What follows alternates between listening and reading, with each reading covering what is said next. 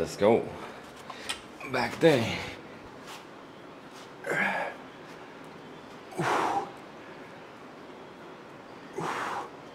I actually did a warm-up before this, so it's not too bad.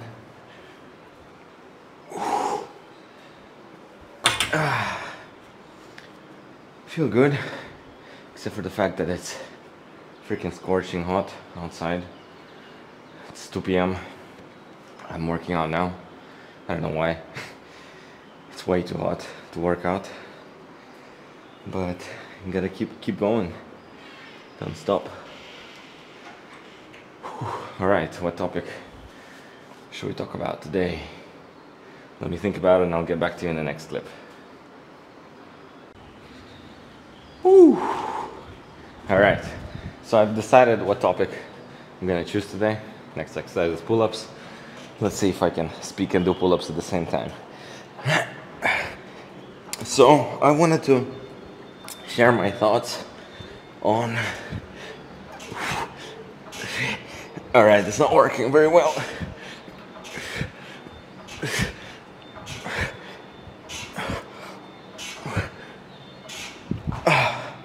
All right, I wanted to share my thoughts on Gurukul, or for those of you who don't know what that means, Gurukul, it's a Sanskrit word.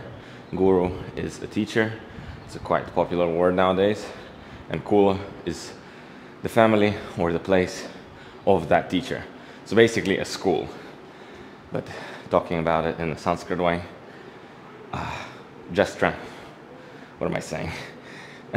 Just translating it from Sanskrit, it means the guru's house or the guru's school or the guru's place, the teacher's place. So I studied here in India for 11 years in a Gurukul, and I just wanted to talk about my experience, how I liked it, what I didn't like, and stuff like that. So yeah, that's what I'll be talking about today while doing my back workout. Let's go. Whew. All right, so I joined this Gurukul. Well, my parents and our whole family moved to India in 2009. I just turned 10 years old, and they put me, within a week of coming to India, they put me in the school, and the first thing that happened was that I actually fell in love with the place, because I was studying in a normal Israeli, school. I did the first 4 grades in that school. It was just a classroom, chairs, tables, a big blackboard, and a teacher. That was the school environment. The school was full of those kind of assembly halls and just a regular school. But here, this Gurukul was built like, I don't know, like a school or like a hermitage, which takes you back to, like, I don't know, 1500s, or even before that, just pyramids made of bricks, a little bit of cement, because Japanese gardens, grass roof huts. It's just a completely new experience and a new visual for me. So it was quite interesting. I really liked the way it was made, and it's huge. I think it stands on maybe a few acres of land, maybe an acre. I'm not sure. So I joined there. I got a tour. I was completely amazed. And there was only guys there. There was no girls. In Israel, everything was mixed. It was girls and boys together in one classroom. But here there was only boys, and it was like an ashram, but if you were younger, like me in the beginning, you were a day schooler. So you would come at around 4 or 5 a.m. in the morning, and then you would leave at around 6, go home, take a shower, whatnot, eat dinner, and then go to sleep, and then wake up again, and then your whole day was basically at the school. So that was quite interesting. Then later on I joined ashram and etc. So yeah, but I had many interesting experiences, some of which, very few of which, due to time limits, and maybe one day I'll do a podcast on this, or maybe someone will invite me to do a podcast on their platform. But yeah, just share a few experiences from this time of my life.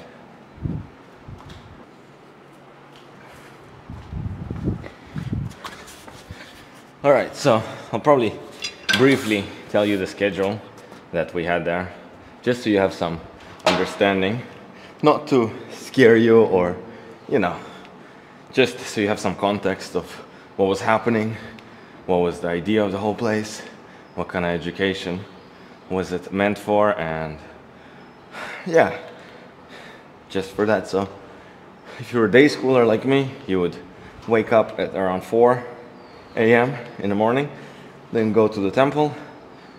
There was a morning program, after which we would go together with a senior boy or a teacher to the school, which was, you know, a 10-minute walk. Nice. Get to the school.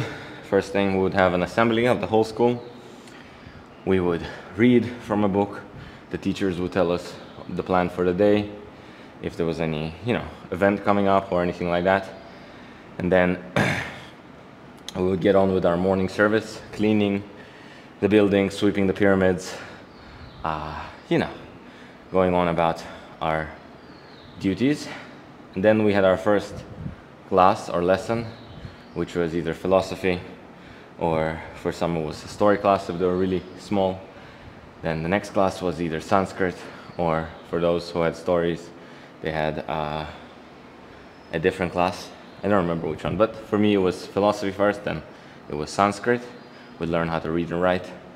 Then at around 8 a.m. we would go to the kitchen, all of us, most of us at least, prepare our breakfast, our lunch. We would cook the meals ourselves, cut all the vegetables, learned how to do that. So that was the idea. So you know how to cut, you know how to cook, you know how to clean, so you can take care of yourself.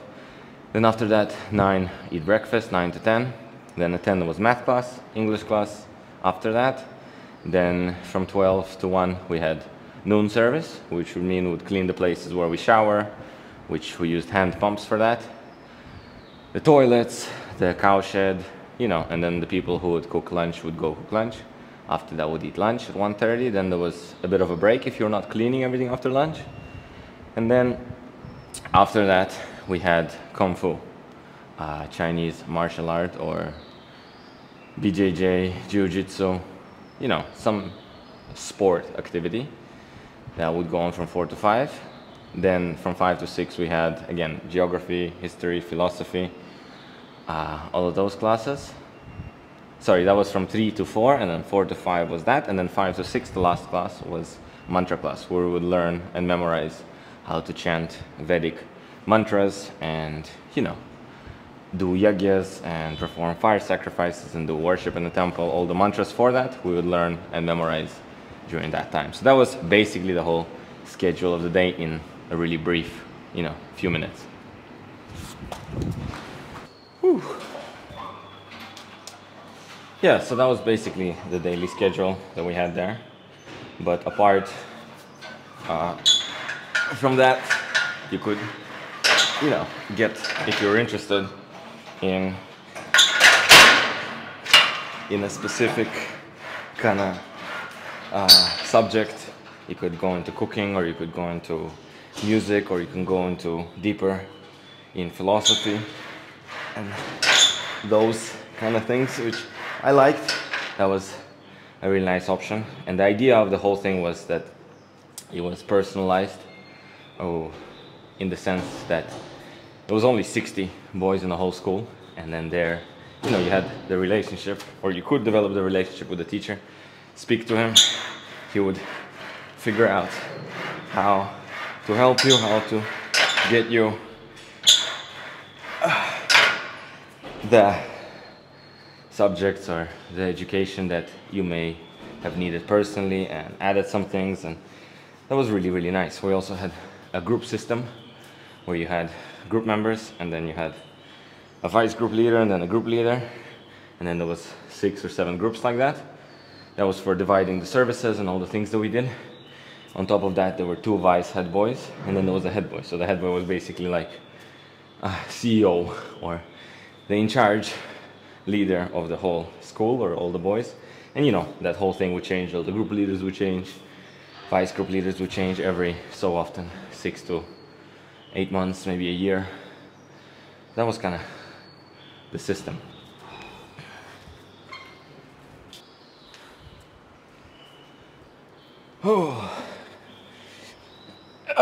Yeah, so that was kind of the structure as of, you know, when I left.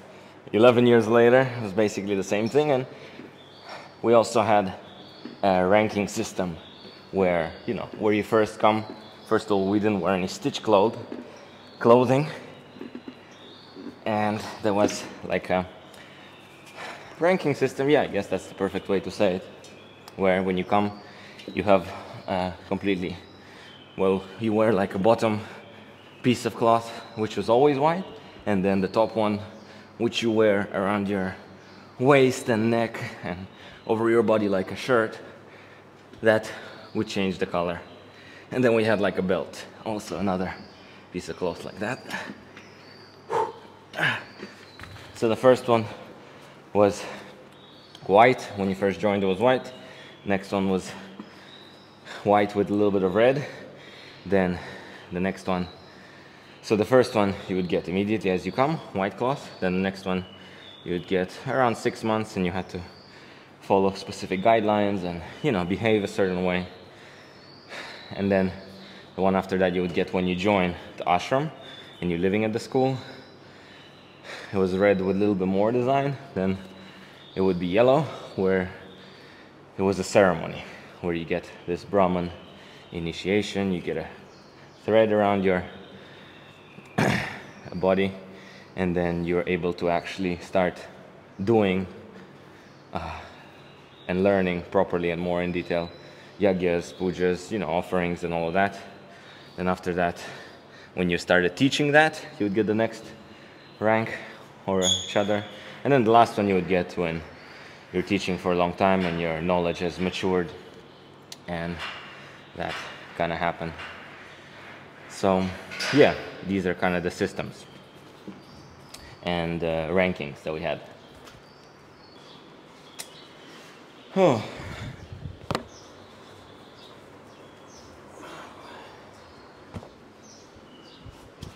Yeah, so that's a little bit about the Gurukul. I think I'll have to make a part 2 and maybe even part 3, because, you know, 11 years, it's hard to stack into a few videos, or one video, so to say.